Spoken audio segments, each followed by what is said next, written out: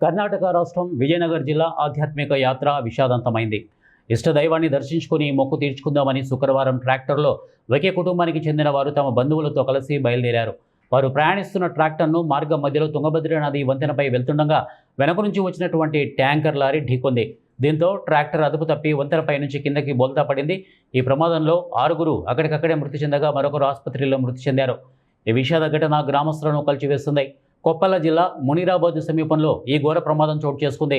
విజయనగరం జిల్లా కుడ్లిగి తాలూకా మరలాయనహల్లికి చెందినటువంటి ఒకే కుటుంబానికి చెందినవారు నండూరి తాలూకా యశ్వంత్ నగర్ గ్రామానికి చెందిన బంధువులతో కలిసి మొత్తం 19 మంది ప్రముఖ ఆధ్యాత్మిక క్షేత్రం కొప్పల జిల్లా పులిగిలో వెలిసినటువంటి పులిగమ్మ దేవి ఆలయానికి ట్రాక్టర్లో బయలుదేరారు. అయితే వారు వెళ్తున్న ట్రాక్టరు మార్గం మధ్యలో వంతెనపై వెళ్తుండగా కొప్పల వైపునకు వేగంగా వెళ్తున్నటువంటి ట్యాంకర్ లారీ అదుపు తప్పి ట్రాక్టర్ను వెనక నుంచి ఢీకొట్టింది.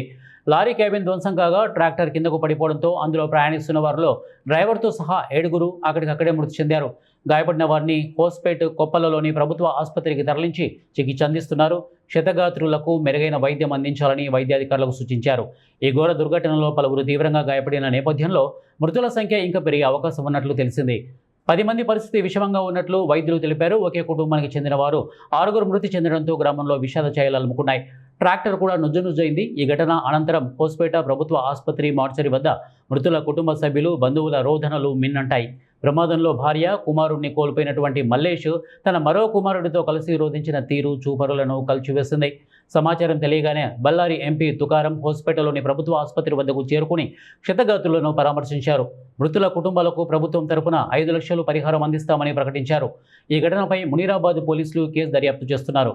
ತಾಲೂಕಿಂದ 19 ಜನ ಒಂದೇ ಟ್ರ್ಯಾಕ್ಟರ್ಲಿ ಹೋಗ್ತಾ ಇದ್ರು ಹುಡುಗಮ್ಮ ಜಾತ್ರೆಗೆ ಅಂತ. ಸೊ ಹಿಂದಿನಿಂದ ಬಂದಂಥ ಒಂದು ಲಾರಿ ಅದಕ್ಕೆ ಡಿಕ್ಕಿ ಹೊಡೆದಿದೆ. ಸೊ ಆ ಲಭಸಕ್ಕೆ ಅದು ಏನಾಗಿದೆ, ಟ್ರ್ಯಾಕ್ಟರ್ ಕೆಳಗೆ ಉರುಳು ಬಿದ್ದಿದೆ. ಆವಾಗ ಏನಾಗಿದೆ, 6 ಜನ ಮೃತಪಟ್ಟಿದ್ದಾರೆ. ಇನ್ನು ಮಿಕ್ಕಿದವ್ರಿಗೆಲ್ಲ ಗಾಯ ಆಗಿದೆ. 9 ಜನ ಕೊಪ್ಪಳ ಆಸ್ಪತ್ರೆಯಲ್ಲಿ ಟ್ರೀಟ್ಮೆಂಟ್ ತೊಗೊಳ್ತಾ ಇದ್ದಾರೆ. ಇನ್ನು ಮಿಕ್ಕಿದವ್ರು ಇಲ್ಲಿ ತೊಗೊಳ್ತಾ ಇದ್ದಾರೆ. ಸೊ ನಮ್ಮ MP ಅವರು ಸ್ಥಳಕ್ಕೆ ಬಂದಿದ್ದರು. MP ಅವರ ಒಂದು CM ಅವ್ರಿಗೂ ಮಾತಾಡಿದ್ದಾರೆ. ಆನರಬಲ್ CM ಅವರು ಪ್ರತಿ ಕುಟುಂಬಕ್ಕೆ 5 ಲಕ್ಷ ಪರಿಹಾರವನ್ನು ಘೋಷಿಸಿದ್ದಾರೆ. ಸೊ ಮುಂದಿನ ಕ್ರಮ ಇಲ್ಲಿ ನಾವು ತಗೊಳ್ತಾ ಇದ್ದೀವಿ.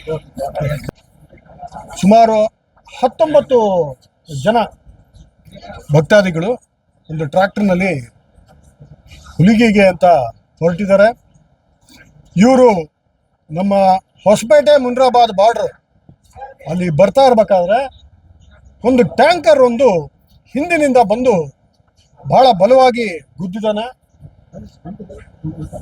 ಈ ಒಂದು ಘಟನೆಯಿಂದಾಗಿ ಆ ಟ್ರ್ಯಾಕ್ಟರ್ ಚಾಲಕ ಟೋಟಲ್ ಆಗಿ ಔಟ್ ಆಫ್ ಕಂಟ್ರೋಲ್ ಆಗಿ ಒಂದು ಡಿವೈಡ್ರಿಗೆ ಹೊಡೆದು, ದುರದೃಷ್ಟವಶಾತ್ ಆ ಟ್ರ್ಯಾಕ್ಟರ್ ಹೈವೇಯಿಂದ ಅಲ್ಲಿ ಪಕ್ಕದಲ್ಲಿ ಏನು ಗಾರ್ಜ್ ಇದೆ, ಒಂದು ಹಳ್ಳ, ದೊಡ್ಡ ಒಂದು ಗಾರ್ಜ್ ಇದೆ, ಅದಕ್ಕೆ ಬಿದ್ದು ಈಗ 6 ಜನ ಮೃತ ಹೊಂದಿದ್ದಾರೆ. ಈ ಉಳಿದ ವ್ಯಕ್ತಿಗಳಲ್ಲಿ 4 ಜನ ಡೆತ್ ಆಗಿದ್ದಾರೆ. 9 ಜನನ ಕೊಪ್ಪಳದಲ್ಲಿ ಟ್ರೀಟ್ಮೆಂಟ್ ಮಾಡ್ತಾ ಇದ್ದಾರೆ. 4 ಜನ ಇಲ್ಲಿ ಹೊಸಪೇಟೆಗೆ ಆಗಿದ್ದಾರೆ, ಟ್ರೀಟ್ಮೆಂಟ್ ಮಾಡ್ತಾ ಇದ್ದಾರೆ. ಇವತ್ತು ಮಾನ್ಯ ಮುಖ್ಯಮಂತ್ರಿಗಳ ಕಡೆ ಈಗ ತಾನೇ ದೂರವಾಣಿನಲ್ಲಿ ನಾನು ಮಾತಾಡಿದಾಗ ಎಲ್ಲ ರೈತ ಕುಟುಂಬ ಸರ್, ಎಲ್ಲರೂ ಬಡವರಿದ್ದಾರೆ ಹಿಂಗೆ ಅಂತೇಳಿ ನಾನು ಅವ್ರ ಗಮನಕ್ಕೆ ತೊಗೊಂಬಂದೆ. ಮಾನ್ಯ ಮುಖ್ಯಮಂತ್ರಿಗಳು ಯಾರ್ಯಾರು ತೀರ್ಕೊಂಡಿದ್ದಾರೆ, ಇವತ್ತು ಸಂಡೂರಿನವರು 3 ಜನ ತೀರ್ಕೊಂಡಿದ್ದಾರೆ, ಕೂಡ್ಲಿಗಿ ತಾಲೂಕಿನವರು 3 ಜನ ತೀರ್ಕೊಂಡಿದ್ದಾರೆ. ಎಲ್ಲರೂ ಕೂಡ ಪರಿಹಾರವಾಗಿ ಮಾನ್ಯ ಮುಖ್ಯಮಂತ್ರಿಗಳ ಪರಿಹಾರ ನಿಧಿಯಿಂದ 5 ಲಕ್ಷ ರೂಪಾಯಿನ